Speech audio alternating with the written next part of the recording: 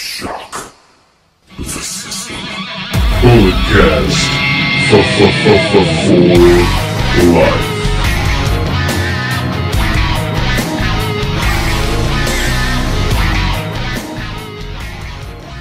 Hello everybody, welcome to the Bulletcast. We are the #1 sports recreational podcast in the world.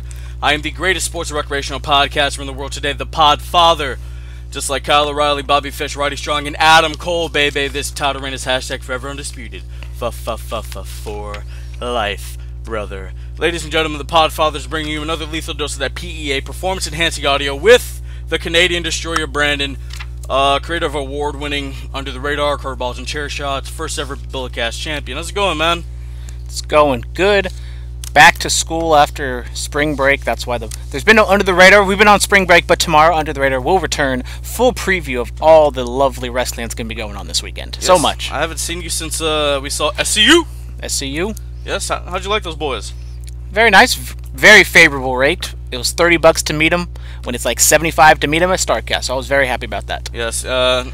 CD, Christopher Daniels, was eyeing this Bulletcast t-shirt. If you are watching the video, got some Bulletcast. Look at that. Look, where's that? There it is. Yeah. Look at it on the sleeve. We're making things happen here on the BC. All right. How'd you enjoy the Will Hobbs interview we did?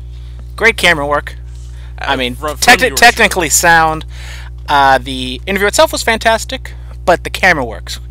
Mwah. Excellent. Just pristine. We have another interview that will be airing tomorrow along with Under the Radar. I interviewed DJ Fresh, great young up-and-coming wrestler. Really chill More guy. stellar camera work. Yes, his tag team partner jumped in too, so it was all great. Brian Zane from Wrestling with Regret makes his way through there. So does Will Hobbs again. You're going to see a lot of great stuff. All right, we're going to jump on it, guys. Episode 114. We're on the road to WrestleMania, the granddaddy of them all. She's among us. Let's make it happen. Outside of the ring, Brutus the Barber Beefcake is going into the WWE Hall of Fame. Good for him. He's deserving to be in the WWE Hall of Fame because such a low bar that anybody above Coco Beware should be in. And whoa. Brutus the Barber Beefcake is definitely above Coco Beware, let's be honest. And he's probably more famous being Hulk Hogan's best friend, or at least Hulk Hogan is his best friend. I don't know if Brutus Beefcake is Hulk Hogan's best friend, but Brutus Beefcake has made a career out of latching onto Hulk Hogan. Dude, hey, good or bad? I mean, we don't talk about Coco like that. He's in the Black Power Rankings Hall of Fame. You know, you one of us, my guy. Now, I mean, like I said before, you know, like I've talked about the merit of the Hall of Fame or whatever. I know you have a lot of opinions that you have about it, but like, it's, I guess WWE, what they've done now, if you were a memorable character, you go in. That's just what it is. Now, a lot of people are in there who absolutely deserve to be in there, but for the most part, like your Coco Bewares, your Barber Beefcakes, and among others, if you were a memorable character, you're in there. It's just that simple now. Yeah, and I don't think people realize how long he's been around, because basically, almost as long as Hulk Hogan's been around, Brutus Beefcake's been right behind him. Yeah, I saw him tweet about it, and I'm like, the Beefcake has Twitter? He's going in the Hall of Fame? I was like, what is this? So I think this is kind of a way for... I think obviously Hulk Hogan's going to induct him, right? I mean, he kind of has to. So this is kind of a way for him being the first time being in U.S. WWE since the whole thingy went down a few years ago. No, he was at Raw when he paid his tribute to Mean Gene, so I mean we've seen him. But this is kind of different because it's like doesn't have like the thing of Mean Gene and he has to be nice and. But he did the Tampa press conference. So, he's getting back into the fold. The people at the WWE Hall of Fame, there's so much wrestling going on that they're probably going to be more of a WWE-centric fan base, so they might be more willing to cheer for him and all that other stuff. I mean, MSG's going on the same exact time. Now, I might not be watching it live, but I'm definitely going to be watching that. I'm probably not even watching the Hall of Fame, to be honest. I will be doing a recap of the Hall of Fame because, you know, that's what the Podfather does. Somebody asked you. I mean, I recap Total Bellas, Total Divas, Miz and Maurice season, not season premiere, but mid-season premiere. Yes. Came back on Tuesday, so. And look out for that on Under the Radar tomorrow. Exactly, yes. Speaking of Hulk Hogan, we did a watch-along with WrestleMania 5. The Mega Powers exploded 30 years ago yesterday, brother. Yeah, check it out. Check it out. All right, JoJo and Bray Wyatt are going to be having a baby. Nash. Good for them. Yes. Kevin Nash, I think it was named after him. I don't know. No Is it like, I haven't seen the spelling. Is it like KH? KNASH. Okay, so it's like Chris Davis. Shout out Chris Davis, absolutely tearing it up for the Oakland A's. Shout out, man. I went to an A's game twice in my life. Yeah. I've gone to 2 A's games this season already. Oh, I need to step it up. I know. I'm sorry, man. I haven't been to a pro football game either. I'm doing a lot of things wrong. I went to a celebrity basketball game once, though. Went to a celebrity softball game, hungover as all hell. Oh, not fun in the Oakland 70-degree summertime heat. Almost died. Oh. Alright, so September 9th and 10th, WWE will be filming at the Madison Square Garden. Gonna be running some TV there again, instead of their normal live event that they do once or twice a year there, so, alright. So this is just kind of like a filmed house show? I mean, if the 9th is on Monday, then that means they're going to be taping Monday Night Raw. So this is kind of a big deal because WWE never really runs TV. Yep. Raw and Smackdown at the Garden. So they never really run TV at the Garden if this is for real, just because it's way too expensive to run it there. It's just practical. There's so many arenas in the New York area that they just go to Brooklyn. It's probably a nicer building and it's cheaper. Yeah, but I mean, it's the Garden. It has the whole historical value. WWE's coming home September 9th and 10th. Get your tickets. AAA running a show in MSG this fall as well. Really? I didn't know that. Yeah, so, AEW has the alliance with AAA, so it's going to be very interesting to see if the AEW crew is aligned with them. Kenny hasn't actually been with AAA. Maybe he's going to make his debut there, something along those lines. Obviously, Cody and the Bucks did something a couple weeks ago with AAA, so a lot of people, wrestling's kind of back in the Garden again. Yeah, we're going to be talking some Cody and the Bucks and AEW moving forward throughout the show. So the Dark Side of Wrestling, this is a 6-episode series that's going to be talking about the trials and tribulations that wrestling has on your body and the effects that it's had on people. Starting today, or is it starting next week? Let's see, I have the April 10th. So next week. Next Wednesday. Yeah, so here we go. It's going to Wednesday at 9 p.m. So the first one is going to be the match made in heaven, Macho Man, Randy Savage, and Miss Elizabeth. April 17th, the Montreal Screwjob, which has never been covered. Yes. April 24th, the killing of Bruiser Brody. May 1st, the last of the Von Erichs. Oh, that's going to be... Oh, God. May 8th, the mysterious death of gorgeous Gino Hernandez. And then May 15th, the fabulous Moolah. Okay. I mean, I pretty much know all those stories except for the Gino Hernandez one, so that one's going to be interesting to see. But, I mean, besides the Montreal Screwjob, and probably the Miss Elizabeth Randy Savage one. Yeah. The other ones, they haven't really been, fleshed out or, a proper documentary, and we don't know maybe all and everything coming around. It's from Viceland, which does some good things. Who knows exactly how it's going to be covered. I mean, it's not on the thing here, but we could talk about the John Oliver situation going on. I'm not going to give that the time of day here. We have a lot more other important things to cover. Why? Because WWE should employ their employees and give them benefits. They are not independent contractors. They are employees. Okay. He should do a story about all the people over there in Japan doing all these death matches and really putting their bodies on the line, even worse than what a regular professional wrestler does. Go talk about the guy who's out there in an armory somewhere in Illinois busting his ass, and he's getting paid with a hot dog and a handshake. What a jabron. I hope he is at WrestleMania so we can see what this business is really like, Back to this whole dark side. We have a lot of stuff to talk about, and I could go forever on that topic, so I'm just going to leave it alone. Back to this whole dark side of wrestling thing. The Bruiser Brody, I'm really interested in that one. I know the gist of what happened. I've never really seen a deeper dive like you said before. So that's going to be really interesting, and I don't really know that much about Miss Elizabeth, so I mean I know how she unfortunately passed away, but I'd like to see it. And that fabulous move is going to be some hot fire. Yeah, I mean I'm excited. Hopefully Viceland does their due diligence, does a good job. I was a little weary because I don't think they have any footage of these people. Have you seen the trailer? Because I saw the trailer and it's just kind of pictures. Huh? It's pictures and it's people impersonating them. But it's kind of in the shadows, so it's kind of you see, you kind of see their silhouettes, so you know who they are. But it's that's obviously not Randy Savage or Bruiser Brody or whoever they're doing. What TV show or series does that? I forget. It's they reenact a crime scene or something. Those people are going over it, something like that. So I got that. Sex Sent Me to the ER. I've never seen that. So I got those types of vibes from it, but it's gonna be interesting to see. So apparently Linda McMahon is leaving the Trump cabinet. She is, or she already left, I believe. I'm not exactly sure on her status, but she may still be or is no longer the, what is she, the head of the... Small Business Administration. Yeah, she's the head of the Small Business Administration. She may be or she may no longer be, so... But she's going to be moving on up because she's basically going to be the head or semi-head of the Trump 2020 campaign.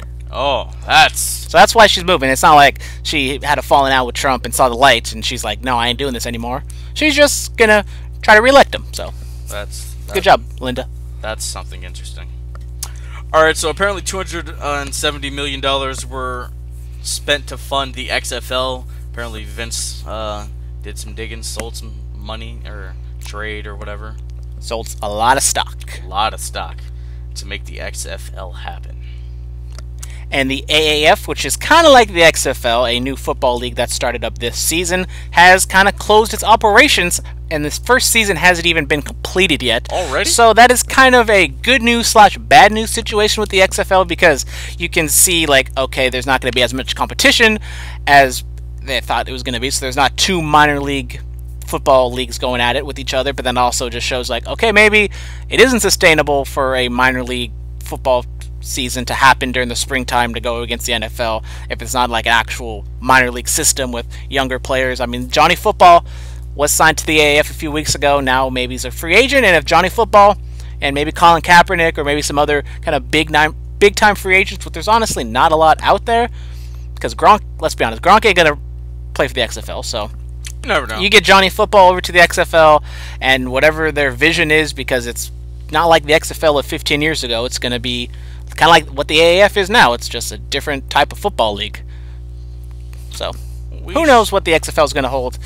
I'm excited. I mean, I saw the AAF like its first week, and then after that, I'll be honest, I haven't seen much of a game. Wow. I haven't seen any of it, so you know. All right, Rob Van Dam, a man I met quite a few years ago. He signs with Impact Wrestling again, so he's going to be making his television appearance coming up in the next couple weeks. Yeah, highly anticipated match with him and Sabu going up against the Lucha Bros this weekend. I believe tomorrow on Thursday. Yeah, there's 40 shows going on WrestleMania week. Like Thursday, I remember WrestleMania 31 when I went, there was like Evolve, and that was it, like on Thursday. And now there's like Thursday, there's so many shows going on now. Like WrestleMania, just even in the last 4 or 5 years, has just been gotten out of control, really. Just so much shows going on. Everybody hatches their wagon to Vince, and they head down to wherever they are. I saw Johnny Gargano and Drew McIntyre and Rich Swann and other people wrestle at a county fairgrounds. So, inside right next to the announcer too, so basically I commentary the entire time. Okay, cool. Mm-hmm. All right. And Ricochet. Ricochet was there too. I think Shane Strickland, who was on the APW show that we saw. Yeah, shout out Swerve. Didn't get a chance to talk to him, but he's having his last independent wrestling match this coming weekend. So if you're in New York and if you know he's on that card, go check him out. Awesome performer.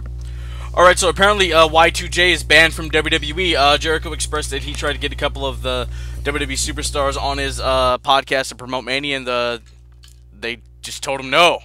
Flat out no. Since he's with AEW now. I mean, this is kind of to be seen. WWE can be petty and stuff like that. I mean, even with mainstream like journalist podcasters, I know like my boy Wade Keller, he doesn't really interview any WWE wrestlers because it's not like he's not allowed to, but like I think there's like a lot of restrictions when it comes to WWE wrestlers having to do interviews and having to jump through hoops and all that stuff. So I mean, obviously it's WWE being petty, let's be honest. Like they know who Chris Jericho is and what he's doing and all that other AEW stuff, so it doesn't look good on the company, but you kind of understand what they're doing. Yeah, you do. It's like, even like, does Dave Meltzer really do like one-on-one interviews with current WWE wrestlers? I don't listen to Dave Meltzer, so I don't know. I don't really listen to him either, but I don't think he does. Like, yeah, I think it's just him and what's that guy's name? Brian Alvarez, a man who I saw wrestle this past weekend against Jody Christopherson, Rusev's best friend. Yes. So Rusev coming to APW with Lana. Make it happen. Oh, if Lana comes to APW, dude, I'm buying that front row ticket. I'm always getting second row. This time I'm buying front row. Dude, I don't know, man. You know, if the Smoke Show comes to the Bay Area, I might have to go there. Smoke Show's going to Vegas. I'm going to go broke. Oh. All right, Kurt Angle, he's having his farewell. Speaking of Vegas and Starrcast. Exactly. Boom. Hey-o. Nice segue. He is having his farewell match in WWE against my boy, Baron Corbin. So he's coming to Starrcast. Cody broke the news earlier this week on Twitter. I'm excited. I got to meet Kurt Angle, you know. He's one of the reasons why I became an amateur wrestler in high school. And I fell in love with the sport. Now I coach it. So thank you, Mr. Angle. Can't wait to meet you at Starrcast, buddy. Yeah, just another wrestler for me to meet and me to go broke to. I mean, I spent a lot of money just on the first go-around. We still have Undertaker. We still have Kenny. Don't have the Bucks. There's a lot of people still out there that haven't gone on sale yet. So I think the next batch of wrestlers are going to be announced very shortly. So ready to drop another $200-something. Yeah. So Gotta meet the Smoke Show. That's number one. I mean, it goes Smoke Show, then Undertaker, then everybody else. Whoa, whoa, whoa, whoa, whoa! Put the dead man behind the Smoke Show. Exactly. I mean, she adds to the Smoke Show because he comes out with smoke. Yeah. You see? Ah, there we go. She comes out first. She gets the smoke going. Undertaker comes out, gets even more smoke. Ain't no grave can hold his body down. All right. Speaking of AEW, Jim Ross, probably the greatest commentator. Yeah, I might go that route. He's the voice of my childhood. I'll go with that route. He's my favorite commentator, probably the greatest commentator in the history of the sport. He signs with AEW. He's play-by-play. Very exciting. Saw this on the Cody Rhodes Road to Double or Nothing YouTube channel. Very excited to see him be with AEW. We kind of thought this was going to happen after he was released or didn't re-sign his contract with WWE. 3-year deal. I mean, he even said on the video that he wanted to show people that he wasn't done. To be honest, I didn't like his work all that much in New Japan, just because, I mean, it's no fault to him. I think it's more he needs to be in that atmosphere, because I think he was better in those live shows when they did stuff in America, but when he was doing the canned episodes, it just didn't feel the same. So hopefully now, if AEW gets rolling, obviously he's probably going to do play-by-play at Double or Nothing. Excalibur was also announced as being a announcer for him, so I don't exactly know what's the dynamic going to be, because Excalibur, he's a play-by-play and a color guy because he's a one-man team. So is he just going to be color? Is it going to be kind of back and forth? Are they going to add a third guy? Because I think the all-in commentary team was pretty good. They had like ROH, New Japan, PWG. They kind of had everybody kind of thrown in there, so they all kind of meshed kind of well. Yeah. So don't know if they're going to add a third guy or not, but I think Excalibur and Jim Ross together could be fun, because I think Excalibur could be funny like the King was, and JR can kind of play off of him. Yeah. Jim Ross expressed, I heard an interview with him a while back about the New Japan commentary. Like, he didn't know what was going on. Like, he didn't know storylines. They didn't brief him on anything, so that's kind of why the commentary didn't sound up to par like it normally would during the heyday of the Attitude Era or something like that, or even Ruthless Aggression PG Jim Ross. But I'm happy for him. Alicia Atut, she's with she created Ambi, a music blog. Yeah, I watch her stuff all the time. She's their backstage interviewer, so congratulations to her. She built her thing from the ground up since she was like a teenager, interviewing like local bands in Toronto and stuff like that. So. And Justin Roberts going to be the ring announcer. Yes, he is. That's awesome. So congratulations to all these people. Cody, if you need some more talent, we here. It was kind of funny because I completely forgot that Brandy Rhodes started off as an announcer, so they were going back and forth talk. I was like, oh yeah, Brandy Rhodes first was an announcer. That's how I knew her, and then now she's doing all this stuff. So you kind of forget about how she started in the business. You can read all about that in the WWE encyclopedias, both 2013 and 2016 editions. Yes. All right, inside the ring real quick. Tessa Blanchard is going to be going up against a woman who was coming out of retirement, Gail Kim, at Impact Rebellion, April 28th. That's this month, guys. I'm excited. I'm excited to see Gail Kim back in the ring. I mean, it's cool. Wow. I mean, my girl, if we're talking about Impact, I watched almost the entire thing Impact last week, and my girl Jordan Grace. What's her nickname again? Mama Thickness. Hey. She got screwed. She was gonna beat Taya Valkyrie, but Valkyrie, whatever the hell the name is, I don't care. Hey, whoa, she's a very nice lady. Jordan Grace got screwed, and she needs to have her rematch, and she's gonna be the Impact Women's Champion eventually, because she deserves it. I don't care what it's called. Whoa, hot takes over here. She's gonna be the champion of Impact, and she deserves it, damn it. Dude, we're getting fired up right now. I love it. I love it. It's WrestleMania week, damn it. Exactly. It's running wild, brother. Let's make it all happen. This day in wrestling, WrestleMania 27, 2011, Edge wrestled his final match, and then the next night on Raw brought tears to my eyes. He retired as the World Heavyweight Champion. The next year, he goes into the WWE Hall of Fame. All right, also, Ryback debuted... Ryback. Yes, the Ryback. Debuted on this day in 2012. Look at the career that guy had. WrestleMania 32 was also on this day. Roman Reigns beats Triple H for the WWE title and got booed out of the building. The best match of that card was Charlotte, Becky, and Sasha. I mean, that was awesome. And I got drunk as a skunk because I was not ready for this. You weren't. I wasn't. It was just too long. I wasn't very excited for any of the matches. But I did watch the Triple Threat Women's match a couple days ago on the Stairmaster, and it was very good. Oh, on the Stairmaster. On the stair, because I got to get nice and trim for the smoke show in Vegas. Oh, you're Killer right. Cross, watch out, boy. You're right, man. I got to go hit the gym later tonight. Keep up the 24-inch pythons, brother. Also, happy birthday, Lance Storm. He is 50 years old. Happy birthday. Happy birthday. Very serious birthday. A very serious birthday. The people think he's bland and dull like a melon. I think Lance Storm is one of the most charismatic people I've ever seen. I mean, I was angry when Xavier Woods ripped off Lance Storm's gimmick a couple weeks ago.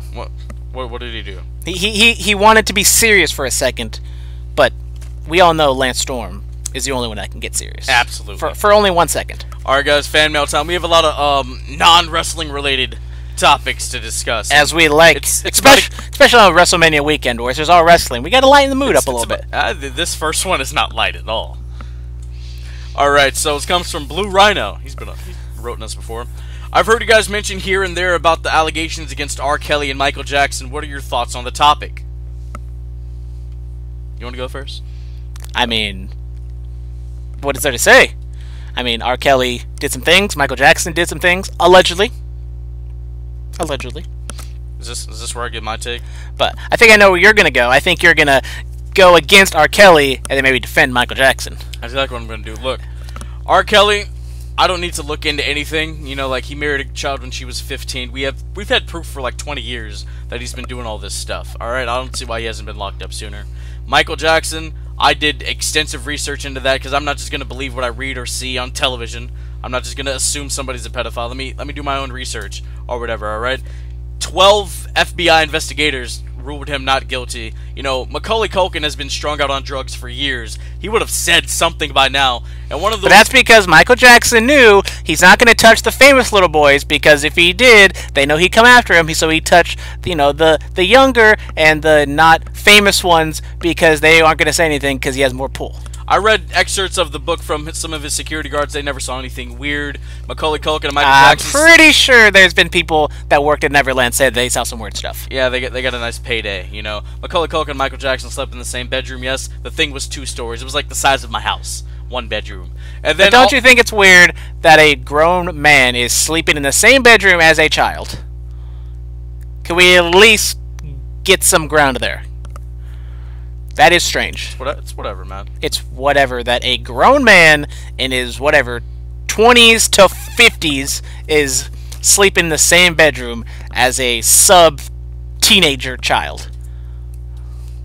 I'm a wrestling coach. I have to share a room with the kids when we're away sometimes. I'm a grown man. Is that weird?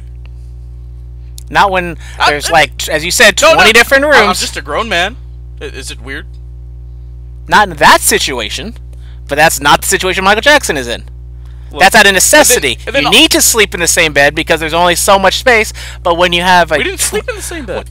They didn't sleep in the same bed. He slept on the floor. I know, they slept in the same bed. They slept on the floor. I've heard Macaulay Culkin say this. Once again, Macaulay Culkin is on a different level than the people who are in Leaving Neverland. Yeah, one of the guys in Leading Neverland, he was in the trial that happened back in 2003, and he said Michael Jackson did absolutely nothing. Let's be realistic here. If Michael Jackson really did something to this guy, why would he be one of the first people in this trial to defend him? Because Michael Jackson was pulling the strings. And did you even... Hold on. Before you criticize the documentary, did you even watch it? No, I'm not going to give that the time of day, dude. And then here's another thing. The first allegations in the 90s, alright, the kid and his family took millions of dollars. If somebody molests your child, are you taking millions of dollars or you want to kick their ass?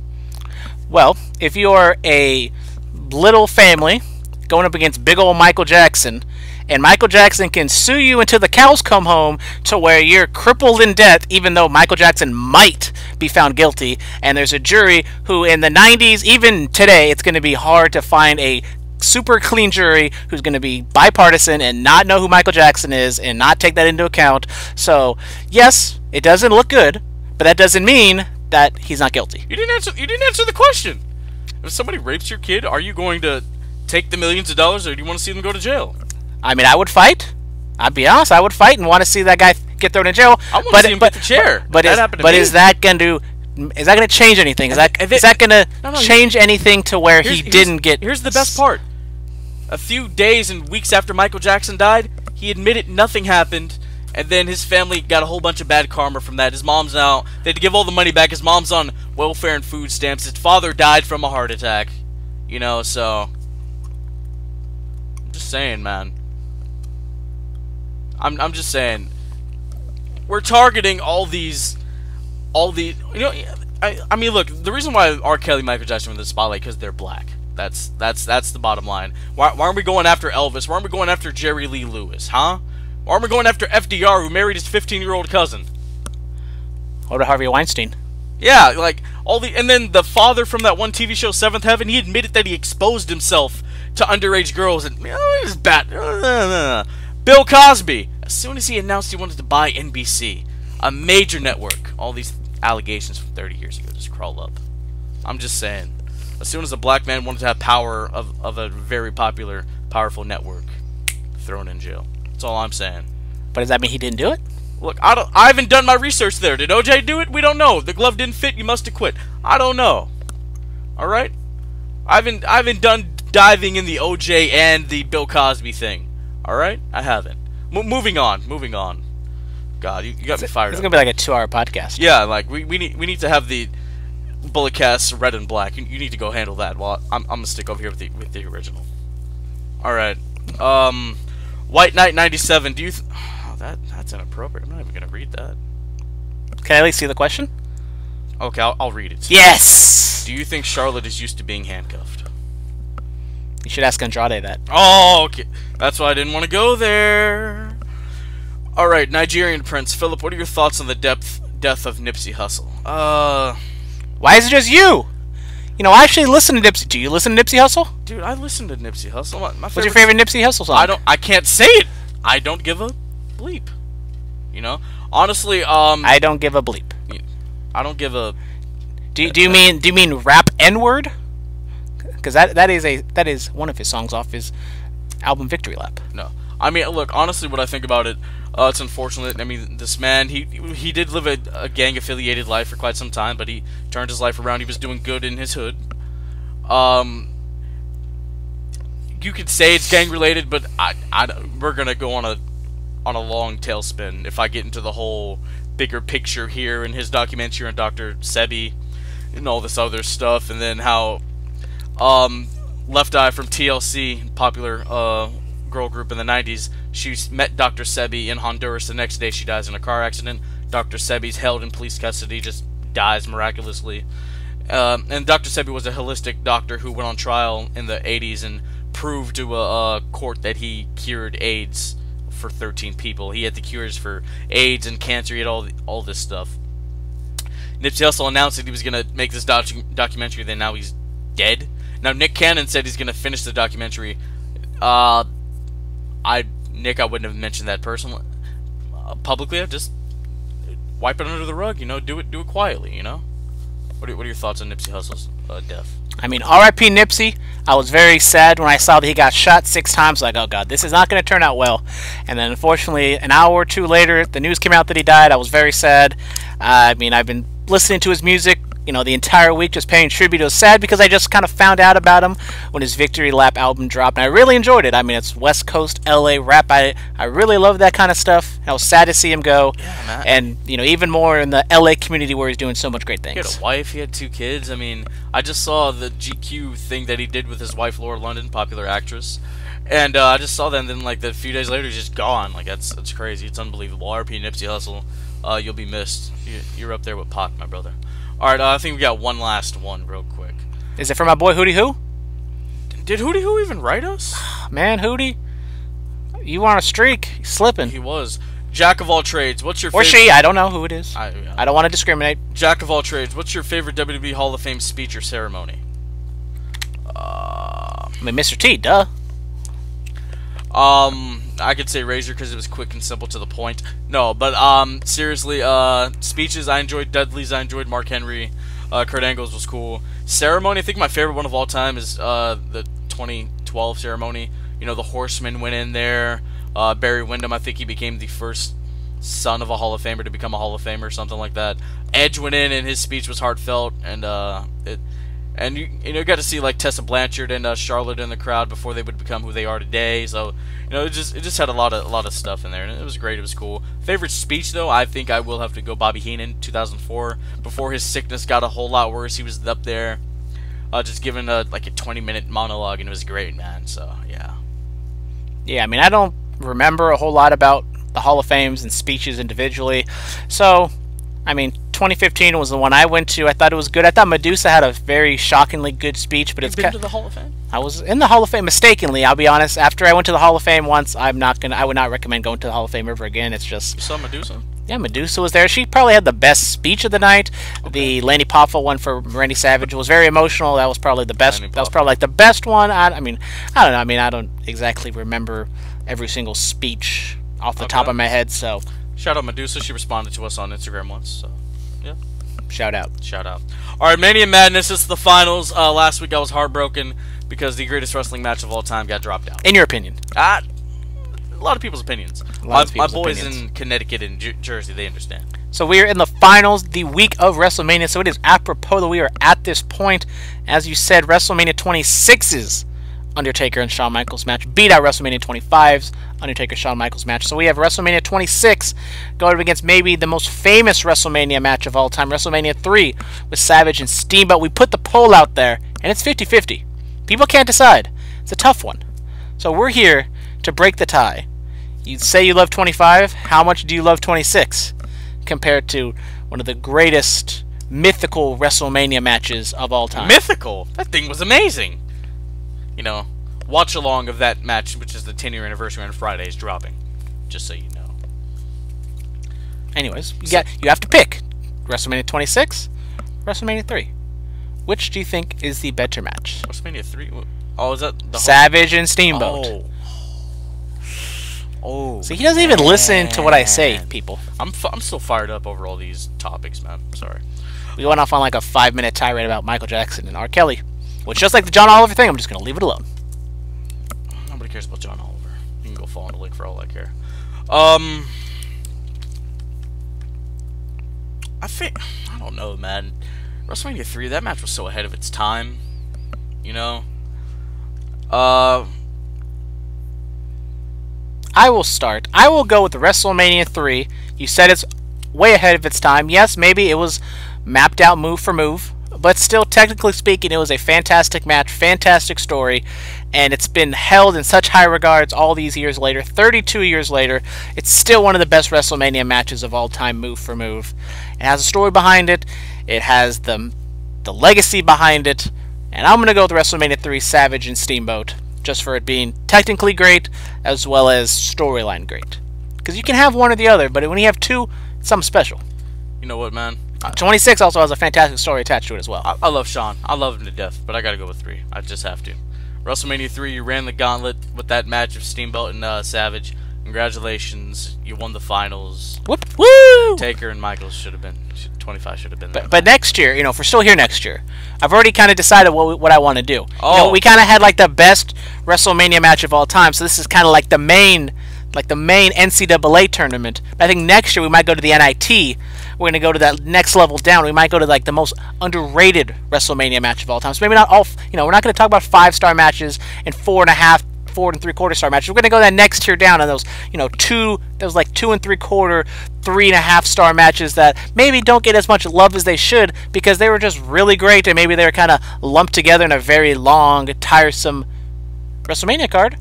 So we're going to see where we are next year. Maybe we'll do that. Long and tiresome.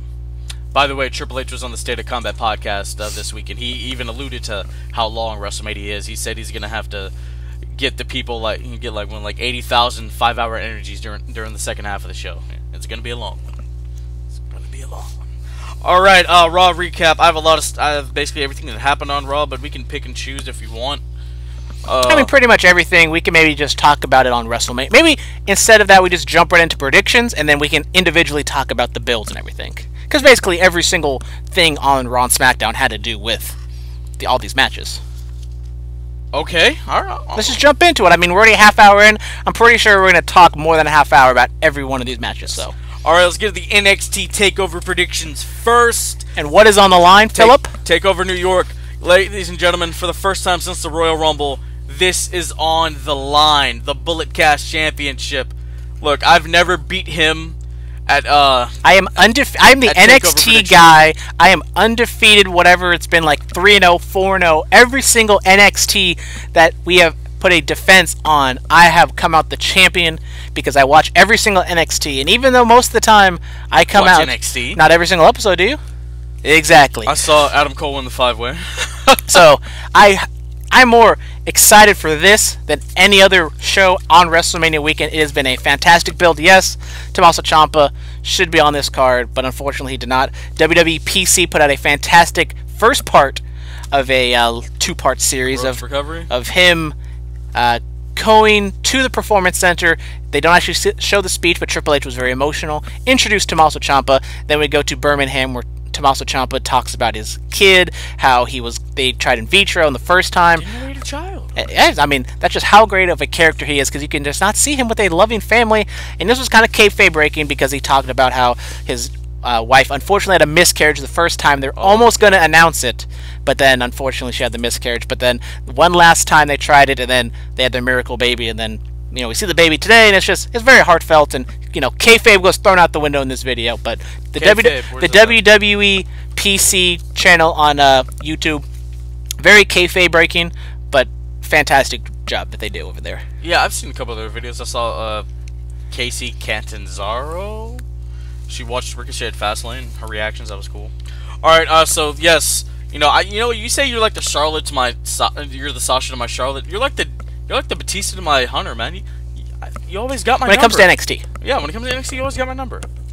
Alright, so the NXT Women's Championship is on the line. Shayna Baszler defends against Kairi Sane, Io Shirai, and Bianca Belair.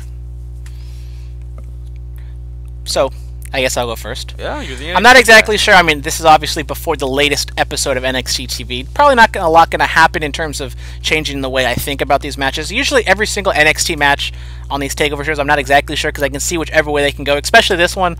There's 4 women in this match. Just so many different ways you can go. I just love the way that they've just built up this match. I'm not the biggest fan of multi-person matches. Wow. But I think this is a way to get the belt off of Shayna. And I just don't know where they go. I think it's either Io or Bianca take the championship. I don't exactly know who, because I think Bianca going forward could be more versatile. She could be heel or babyface. Io, she's been protected, but she hasn't exactly been in that upper echelon of baby faces like Bayley, and even kind of what Kairi was when she was going up against, and even Asuka. So I think I know where you're gonna go.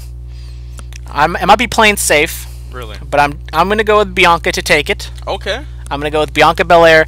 I think it's kind of a way to kind of further the storyline. If Bianca wins, if she beats Kairi, that still leaves the door open for her and Io to have a feud. And Baszler can bow out. She can go to the main roster because she's like 38. She ain't no spring chicken. She's got to, she's got to get up there eventually. Saw her at the Cow Palace once for APW. So I think Bianca Belair makes sense. You can go in a whole bunch of different directions. But I think one way or another, I think they're going to get the belt off of Shayna. I don't think Shayna's doing the job. I think Kairi might eat the pin here, but who knows? I think Zayn and Shirai go on to the women's tag title picture. So I'm going Shayna Baszler. Alright. I think she keeps her championship, because if they don't have any immediate plans for four horsewomen type deal, then what are you doing? You got to keep the title on her, Bianca Belair can get her shining moment. What's the next takeover? June? In San Jose. In San Jose. Oh, I gotta get those tickets. If I'm not broke from Double or Nothing, which we all know we will be. Unless if I hit it big on the slots or video poker. I'm a video poker guy because that's the best way to win money because it's all in your control. Oh, there you go. It's a grind, but at the end you'll come out with some money. It's a big grind. All right, so yeah, I'm going Baszler. I think she takes it home. The WWE UK, screw it. The NXT UK Championship. Pete Dunne, he has been champion for 600 plus days. He's going up against Walter. I'm going with Walter. Yeah, I'm going with Walter as well. I don't watch NXT UK, so I don't exactly know what's going on here. But maybe I should be the NXT UK guy. Maybe. But I know Walter and Pete Dunne. It's going to be a fantastic match.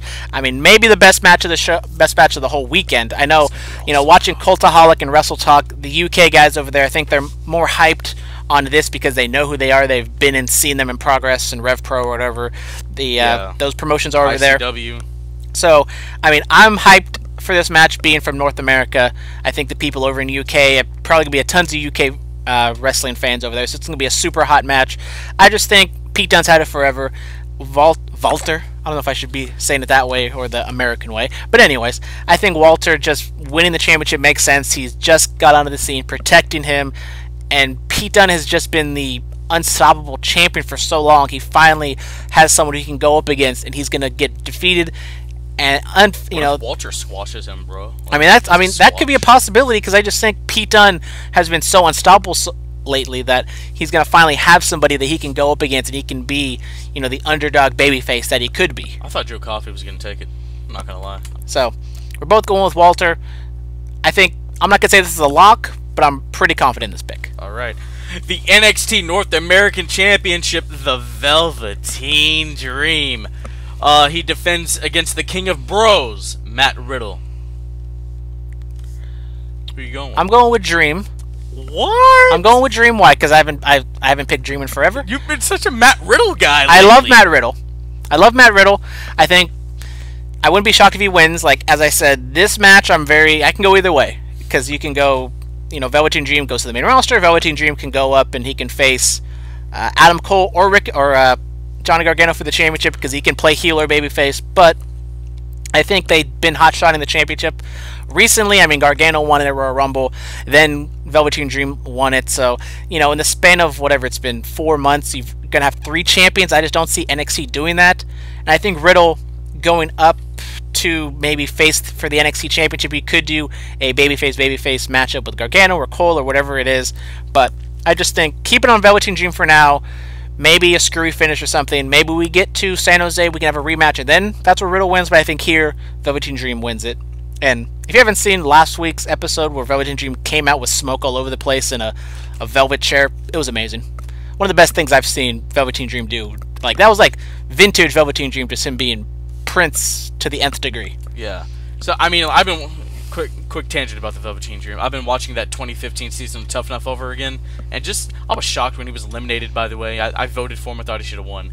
But just seeing from that all the way to now, like, he gets this. He understands it so well. I'm going with the Dream. You never bet against the Dream, baby. I want to see Velveteen Dream keep his championship. So we agree on 2. Usually that's what happens at NXT. We agree on most of them except for like 1. It's only 5 matches, guys. Which is fantastic because it's going to be under 3 hours. And it starts at 4 o'clock Pacific time for us. And it's going to be done a little after 7, maybe, possibly, yeah. So they still have time to do stuff later on that day. Time to watch Kaiju Big Battle afterwards. Is that a thing? Yeah. I had tickets to go when WrestleMania came down here, but it was too late. The Hall of Fame ran so long, I was tired, so I didn't go. Wow. I know. I should have. That was like one of the regrets of WrestleMania, is not seeing Kaiju Big Battle. It's okay, man. You'll be alright. All right, the NXT Tag Team Championships. The War Raiders, they defend their titles against Ricochet and Aleister Black. I got the War Raiders. I have the War Raiders as well. I think this is my lock of the night. I'm very confident in this pick. We have Ricochet and Aleister Black. I think this is going to be their swan song. They've posted stuff in the past, or at least Aleister Black has, about kind of a thank you to NXT. They won the Dusty Rhodes Cup. I think winning, I don't think it makes a whole lot of sense for them to win. The War Raiders haven't exactly done a whole lot as champions since winning it. So I think giving them this opportunity, have Ricochet and Aleister Black have one last fantastic takeover match. I think this one's sneaky hot. I think this one could possibly be best match of the show. I mean, almost every one of these could be best match of the show. I don't think the women's match is going to be all that good just because there's so many moving parts, and it's going to be fun. Don't get me wrong. I mean, every single match is going to be above 3 stars, but that's just how great NXT is. I think this is the best. Meltzer's great. This is the best on paper takeover, I think, of all time, and it could possibly be the best takeover of all time after this show. And this is an underrated match just because I think people expect War Raiders to win, but I think in-ring, is going to be fantastic. I think War Raiders pull it off, but maybe they're going to sneak in a couple like near falls there, and make you think a little bit. Like maybe they have a little run with it, but I think War Raiders wins, and Ricochet and Adam are. I'm just messing up all these names. Aleister Black goes on to the main roster and maybe win some main roster gold at WrestleMania. All right, last up, it is the main event of TakeOver New York. Adam Cole, baby, the leader of the Undisputed Era, is going up against Johnny Takeover, Johnny Gargano, 2 out of 3 falls match for the vacant NXT title. I'm undisputed all the way. I'm going with my boy. I'm going Adam Cole. So we will have a champion after NXT. There will be no tie because I am picking Johnny Gargano to win the NXT Championship. Yes, I know, and maybe it doesn't make a whole lot of sense to have Adam Cole not win just because he can have Gargano chase, and that wasn't the plan. The plan, I think, all along was have Gargano finally beat Ciampa, but now that Gargano is going up against Adam Cole, rumors speculating maybe Gargano's going to the main roster, maybe he's not. But I think Gargano has proven himself to be such a great babyface over these last few months and years that just give him the title. Give him the title. It can be a short run, but I think having him have this moment against Adam Cole could be fantastic. It's going to be a fantastic match. I mean, maybe the UK guys are looking forward to Pete Dunne and Walter, but I'm looking forward to this match as well. I mean, 2 out of 3 falls, yes, there can be some shenanigans involved.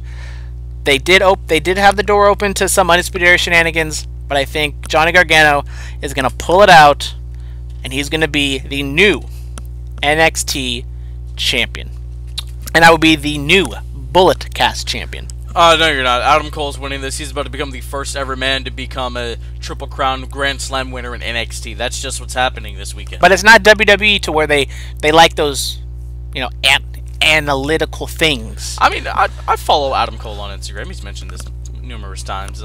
This is the undisputed fact. Like, he's going to become the champion. And then Bobby Fish will somehow get his hands on the North American title. Maybe Strong and O'Reilly get those tag titles back one more time. And then they're running wild like they're the Horsemen in 1988, brother. I just think you told the story with Gargano, and he was supposed to win the championship, I think, against Ciampa. Ciampa, man. But I think this story is to be continued. I think the next chapter of this feud of Gargano and Ciampa is going to be on the main roster. I don't think you could do it. You could stretch this out, but I just think Gargano, by the time this year at WrestleMania 36, I think Gargano will be on the main roster. I think he might be in the same spot as Ricochet and Aleister Black, to where they're maybe floating back and forth. Maybe even by this time next year, there's going to be no brand split, because as we're going to get into, there's just been so much going back and forth that there's probably going to be no brand split this time next year. So I think just give it to Gargano. I'm not expecting a long title reign by any means, but I just think just give him that moment. Have him be that champion, and you can get it. You can almost do the same thing you do with the North American Championship. You can get it off of him at a TV taping, but I just think that moment in having Gargano win is just something you need to do, because why the hell not? It's almost kind of like Lucy in the football again. Just Gargano is gone. He's been to the mountain so many times, but he just can't get over the edge. He can't get to that peak or whatever. And yes, he won the championship at Royal Rumble, but I think this could be a big moment. And especially, I think, with Undisputed Era being involved, it's going to just add another layer of people being like, okay, Gargano's going to lose, but he's such a good seller and such a good babyface that he's going to overcome that. You never know. I went on like a 10-minute diatribe about Johnny Gargano. I know. The new Daniel Bryan. The new Daniel Bryan. Okay. Alright. WrestleMania 35 predictions, the grandest stage of them all, Daddy. Here we go. Women's Battle Royals on the kickoff show. Who do you have? So, I don't think that they're going to give it to Asuka. I think it's just too obvious. I think my 2 candidates are Mandy and Lacey Evans. So I'm going to go with the blonde. And are you going to go with Mandy? Of course, dude. So if you're going with Mandy, she's my girl. I'll go with Lacey Evans. Lacey Evans did have that impressive showing at the Royal Rumble by just kind of being there. She didn't exactly be impressive in the ring. Oh, God, but that's kind of the only time she's actually been in the ring. So I'm going to go with Lacey Evans. She made an appearance on SmackDown, so I think she's just going to kind of be hanging out there, and then in the end, she's going to probably eliminate Asuka or do something. So it's kind of like what happened last year, where Bayley probably should have been the winner. Asuka should have been the winner, but she's going to get yeeted out. And Lacey Evans stands tall, sauntering around, winning the Ovaries Battle Royal. Wow. The Ovaries the top row Battle Royal. Woo! Moving on. Right. Moving on. All right. The Andre the Jobber, Memorial Giant Battle Royal, whatever the hell this thing's called. Does Kurt Hawkins finally get a win? No. You could have a Zack Ryder moment. I don't. Whoa, whoa. I don't think he's going to get that moment because they haven't built up to it. There's nobody in this match except for Braun Strowman. I know it's the easy pick, but I'm just going to go with Braun Strowman. Wow. It makes sense. Just give him the champion. Just give him the title or whatever you call it. Trophy. Just give him that trophy. Let him win. Didn't he win the trophy when he won the Greatest Royal Rumble? He won that in a green championship. And we haven't seen that thing since. Yeah, I wonder. Until whatever Cesaro knocked it over. I think like the next week or something. Yeah. Something other happened like that. Dude, who else is in this thing? I don't even know. Defending champion Matt Hardy. Oh yeah. I wish he'd bring that song back. That song was great. And former champion Mojo Rawley probably, who's been Braun's gonna help him again. Who's been talking to a mirror every other week, but then we don't see him again. Yeah. Apollo Crews. Here we go.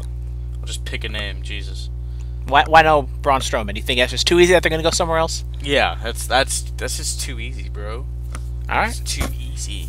All right, the Cruiserweight Championship is on the line. Buddy Murphy defends against Tony Nese. For the past 2 WrestleManias, the Cruiserweight Champion has retained their title. I'm just going with the odds. I'm just going Murphy. I'm gonna go Murphy. I love Tony Nese, though. I'll go with Buddy Murphy as well. I just don't see any reason for them to change belts or change, champions here. Save it for a 205 live show. Wow. You can do it somewhere else. I mean, There's it's not gonna so have much more. it's not gonna have that big of an impact. I think Tony Nese is fine, but I just don't think he's that guy to hold the championship next. I mean, maybe if Gargano is getting called to 205 live, maybe you just save it for that moment. But I just think let Buddy Murphy have his moment, let him win, and move on. Let him have a nice 12-minute spot fest and move on. All right, ladies and gentlemen, the SmackDown Live Tag Team Championships are on the line. The Usos will defend against Ricochet and Aleister Black, The Bar, Rusev, and Nakamura, as we found out this past Tuesday, after all those good guys I noted just beat the bad guys, and Alexa Bliss came out, the host of WrestleMania this year, and said since the Usos walked out on the New Day, on their match with the New Day, and gave them a pass, that they're going to defend their titles against all these guys. And then Ricochet and Aleister Black laid everybody out. So I hinted at it. Three different tag team title matches in a week.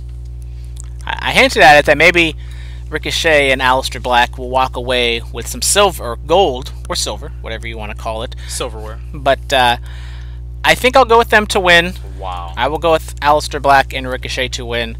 I just don't see. I mean, you can always have the Usos retain, but I just think they've been putting a lot of emphasis on Ricochet and Aleister Black. I wouldn't have them win personally, just because I much rather would have seen them individually be 2 singles guys, and they've kind of messed up their whole entrance and their kind of characters a little bit by adding the lightning and thunder and the creaky sounds when he rises up through the smoke. So it's not what I would do, but I think just have them win, have them that moment, and maybe this is kind of the way you merge the 2 title belts, since Ricochet and Black are kind of bouncing back and forth.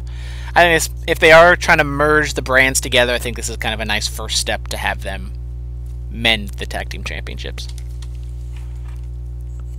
I'll go Ricochet and Black too, sure. Okay. Can have all this build. I think you just lose. Actually, you can, but I mean, it's not an elimination match, so they can just have Nakamura or Rusev eat a pin. wow. So, Look at Nakamura now. Last year, WWE title match, and then this. Oh, how the mighty have fallen. Yeah, wasn't that great to begin with. Alright, moving on. Kurt Angle has his farewell match against Baron Corbin. Don't do it. Don't do it. Could you imagine the heat in MetLife Stadium? And I'm not talking about the heated ring. Could you imagine the heat if he just beat Kurt Angle and got swarmed with 80,000 boos? Yeah, I could imagine it. That'd be marvelous! Yes! Wonderful! I'm going Kurt Angle. Wow, now you can put your money where your mouth is. Dude, I'm still waiting for that other guy to put his money where his mouth is with Roman and Baron tearing it up. I'm still waiting on that. We haven't seen the match yet. Once that happens, then I'll put my money on it. So I think usually the old mantra is you leave on your back, but I think Kurt Angle going up against Baron Corbin, I think just have Kurt Angle win. As you said, there's going to be a lot of heat, maybe even go away heat and meta heat if Baron Corbin does win. It's just if Baron Corbin beats Kurt Angle, what does Baron Corbin really get? Like, Kurt Angle has not been utilized very well since he's been back to WWE. He's looked like a brittle old man. Wow. The last few times. I mean, he was supposed to wrestle Kurt Angle, or he's supposed to wrestle Rey Mysterio. That didn't happen. He was supposed to like wrestle AJ Styles. He wrestled him for like 45 seconds. They gave a crappy looking angle slam to Randy Orton. The one on Corbin this week was better. I mean, I didn't like the match with Chad Gable. I thought it was sloppy. So I think just get in and out under 5 minutes with entrances. Go home. Get a "You suck" chant. You know, Kurt Angle cries. Go home. Everyone's happy. Wow. Okay. If this show is gonna be so long, I'm just trying to trim the fat, and I think this match doesn't need to be more than a few minutes. WrestleMania used to be like 7 or 8 matches, and that was it, bro. What happened? I mean, you could even do like the Daniel Bryan Sheamus finish, to where he just shoots on him, picks the ankle, taps him out in like 10 seconds. Dude, that'd be great. That'd be fun. All right, where are we? All right, the most must-see WWE superstar of all time, The Miz, goes up against Shane McMahon in a Falls Count Anywhere match. This past Tuesday, The Miz won a 1-on-3 handicap match against Sanity. Sanity looks fantastic. Eric Young looks terrible without a beard, by the way. And it was a Falls Count Anywhere is what Shane made it, and Miz beat him. He beat those guys. Mm-hmm. So, I'm scared, because Miz stood very tall at the end on his segment with SmackDown. Sanity, as I said, just... I'm going with Shane McMahon. He loses all the time, bro. Like, he can beat The Miz. Like, where does Miz go after this? You know? He could go against a heel Daniel Bryan for the WWE title. That's not going to happen, because Kofi Mania is going to run wild this weekend. I mean, I was thinking about going with Shane just because I thought they booked Miz so strong that they're going to pull the ray out from under him. It is a no DQ, Falls Count Anywhere, so they can have some sort of out. I mean, if Mean Street Posse comes out and destroys The Miz, I'm going to pop huge for that. Exactly, dude. Like, Pete Gas, that's my guy. So, I'm going to be different. I will pick The Miz, but if Shane does win, I will not be shocked. You're just trying to score points with well, sure. I mean, Miz and Mrs. returned on Tuesday. Fantastic episode. Oh, fantastic. Of course. All right, the Women's Tag Team Championships. The Boss, Sasha Banks, Bayley, they defend their championships against WWE Hall of Famer Beth Phoenix and Natty Neidhart, the Divas of Doom. Nia Jackson, Tamina Snuka, and the Iconics. Hey, he hit it. Yeah, where's that at on the script? Here we go. There's a multi-woman match on Raw between all these women, and Tamina got like blasted through a barricade on SmackDown. The Iconics cut a fantastic promo, because, you know, I love the Iconics. I love them to death. Peyton Royce is a gem. So is Billie Kay. She a perfect 10? Hey! There you go. So, yeah, Boston Hug Connection, they keep it, bro. I think so as well, just because there's no real storyline reason for any of them. I think Iconics might be the second team to win. I think, you know, if I was to pick anybody to beat the Boston Hug Connection, it'd be the Iconics, just because they're kind of a set tag team. They can do and run wild, and they can cut promos and whatever. But I just think there hasn't been that much of a storyline to reason to have them lose. The belts are so weak at this point. Just have it on Sasha and Bayley, just to build it up a little bit and have some sort of prestige along with it. So if you just hotshot it back and forth all over the place, it's just going to devalue it that much more. So just keep it on them. Exactly. All right, now the United States Championship, the Samoan Submission Machine, Samoa Joe. He allegedly faces Rey Mysterio this Sunday, because he tweaked his ankle on Raw when he wrestled Baron Corbin. Baron Corbin went over, by the way. So if Rey can't compete, do you think Big Match John makes an appearance? No, I mean, does John Cena show up? Possibly. I think if anything, he could maybe show up for the Kurt Angle thing, just because he has been teasing that a lot on Instagram. He might just be trolling. But I think if John Cena is going to be there, maybe he's going to be in the segment with Elias. Maybe, well, wasn't last year John Cena was kind of with Elias last year, kind of, where he... no, he just, like, attacked him. Well, he, like, interrupted him type of thing when he got the news, but... I mean, maybe something like that, maybe kind of similar to WrestleMania 32, where Cena and Rock kind of team up against Elias, and they kind of beat him down. So I think The Rock is definitely showing up for that Elias skit. I mean, Elias straight up said no one's interrupting him during WrestleMania, which means somebody's going to interrupt him. Absolutely. I got Samoa Joe, though. I mean, I'll go Samoa Joe as well, just because they didn't push it. Like, if they had kind of a some sort of segment on SmackDown that would have maybe have some sort of reasoning to make me believe that Rey Mysterio is going to win out. Maybe this match isn't going to happen at all, which hopefully they just put this on SmackDown in a week or two. But I'll go Joe. I don't think Dominic's turning on him. I'll say that right now. I don't think they're going to do anything with Dominic. Yes, Dominic is a big, beefy man. Whoa. But what was that? That was my best Ross impression. Oh, my favorite, my Ross impression of Ross's impression of Vince McMahon. Dude, their championship is nice, huh? It is quite nice. And you know who's a champion? Ross. But it's not nothing compared to this. But this is a real champion. I just don't think you have Dominic turn on Ray just because where does he go from here? Dominic, he's super green. He's only been wrestling or training for maybe a year, if that. So I just don't know what you do with him going forward. So if anything, he turns on him and Samoa Joe wins. So you think he can do a 619 like his daddy? Maybe, or maybe he just falls out and bumps his ass on the ring. Wow, that's okay, dude. What? I can say that. I can say that. I can say the word. No, I wasn't complaining about the word. All right, so the Intercontinental Championship, the champion Lashley, Bobby Lashley defends against Finn Balor, Demon Balor. Demon Balor. Ladies and gentlemen, I don't know why we're cheering Finn Balor. Demons are not baby faces; they are heels. So, you know. But Kane was cheered. Corporate Kane, yes. He's the devil's favorite demon. Corporate Kane was cheered. Demon Kane, no. Absolutely not. Anyways, it's the demon, which means he should win. Yeah, he's winning. He better win. I know it's just there Balor. for the entrance, so I will go with Balor to win.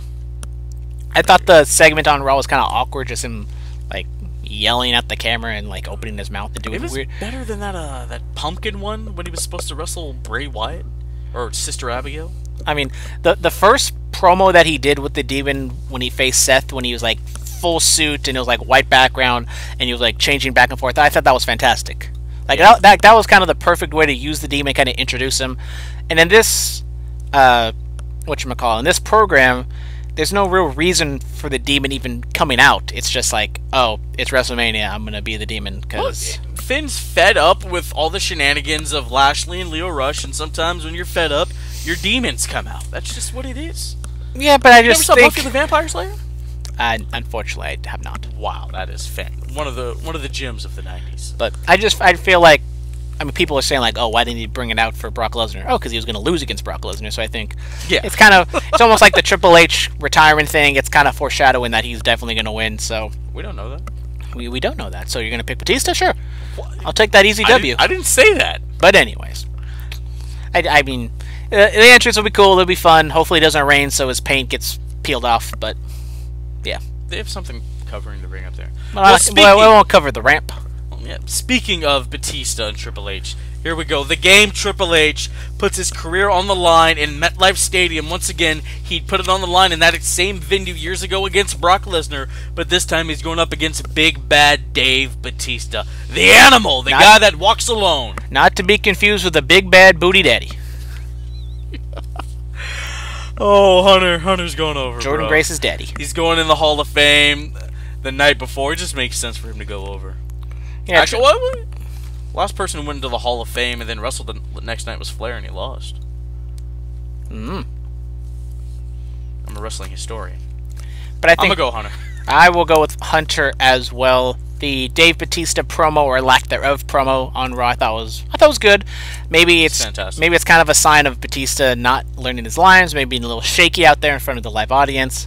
But I thought it was kind of well utilized, and kind of his character was portrayed well, I would say. Yeah, he's a Hollywood star. But I will say, when this program first started, I was very excited for the build. And I will say, at the end of this, I was very disappointed with this. I thought it was going to be so much better. Well, they started out hot. I thought it was fantastic. I mean, when he attacked Ric Flair and he like yelled at the camera, I was like, okay, the match is probably going to be crap, but this build is going to be fantastic. It's going to be hot. And now we're at this match that I still think is going to be crap. But here we are. It's no holds barred, so it's going to be, you know, bells and whistles. It's going to be Sting versus Hunter all over again. It's basically every single Triple H match that he's had in the last 6 years since the Triple H Daniel Bryan match at 30. Yeah, that was good. Hold on. That was fun. 32. It was a decent match, I'm not going to lie. With Roman. as I said earlier on in the show, I was drunk as a skunk. I barely remember anything past the last quarter of WrestleMania 32. Wow. All right. Had a lot of craft beers from Bedmo I had to finish. I might have to get some of those. The phenomenal AJ Styles goes up against the Viper Randy Orton, and will AJ Styles succumb to the three most deadly letters in sports entertainment, RKO? He did Tuesday night on the Kevin Owens show, which is a fantastic WWE talk show. They traded insults. Randy said, "You've been working in bingo halls and gymnasiums and armories." AJ said, "Yeah, I was doing that while you were here failing drug tests and all this other stuff." Like, they were throwing some shots at each other. And then AJ got RKO'd. Yeah, they kind of went back to what kind of started this whole feud. A lot of shoot-style promos, which, as I said in the past, I like these type of shoot-style promos compared to the Ronda Rousey, Becky Lynch type stuff, because this is, like, real, but it's not showing that the match is fake. Yeah. Which I like. It has a little more realism. Compared to the Triple H and Hunter thing, I was much more impressed with the build with this one, so I'll go with AJ to win because he took the big RKO at the end of SmackDown. You're going Styles. All right, moving on from that, Roman Reigns versus Drew McIntyre. I think Drew McIntyre wins. I know I said he brought up all the cancer stuff, so I think Roman might win. He probably will win, but I'm going to go with McIntyre just because I think it's the smart move to do.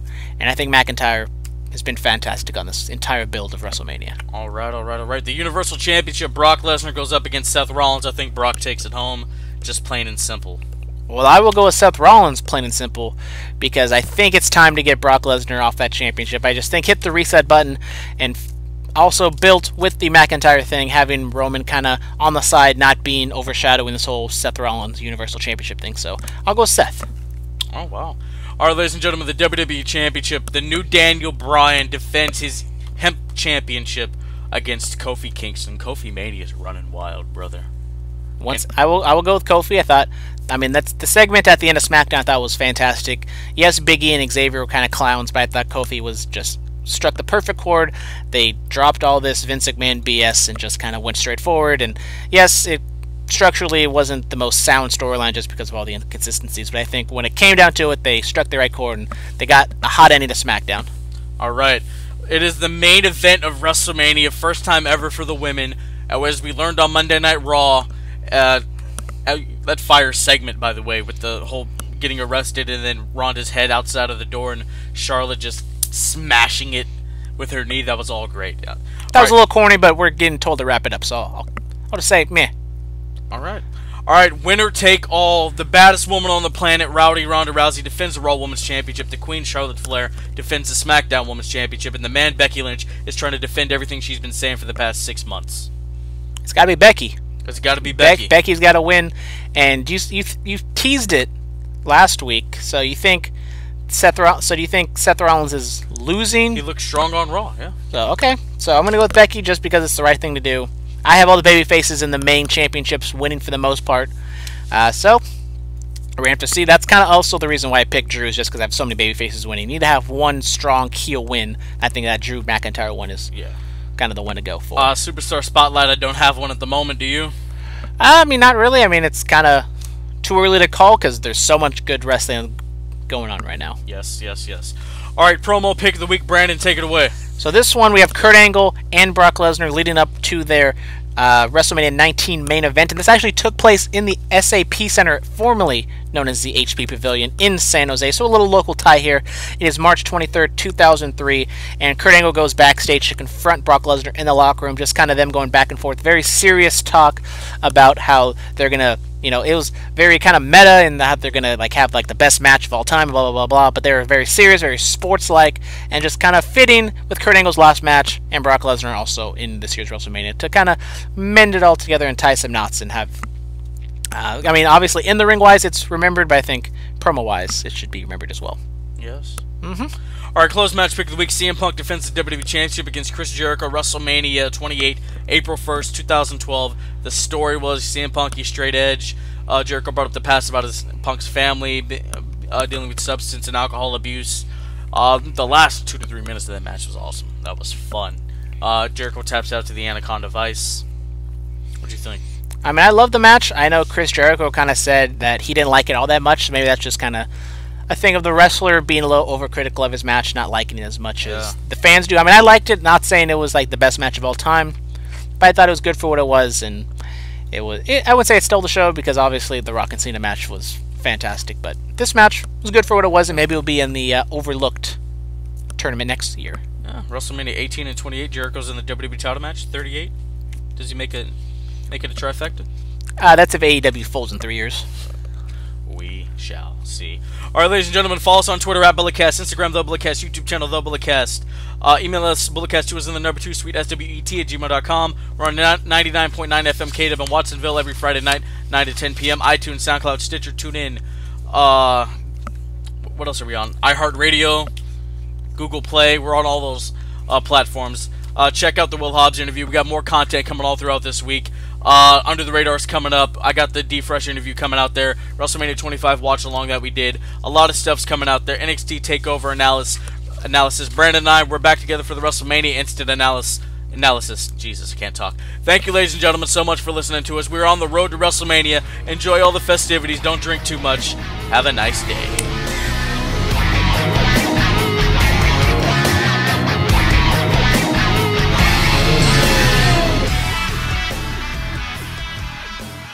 This has been the Bulletcast. Thank you for listening.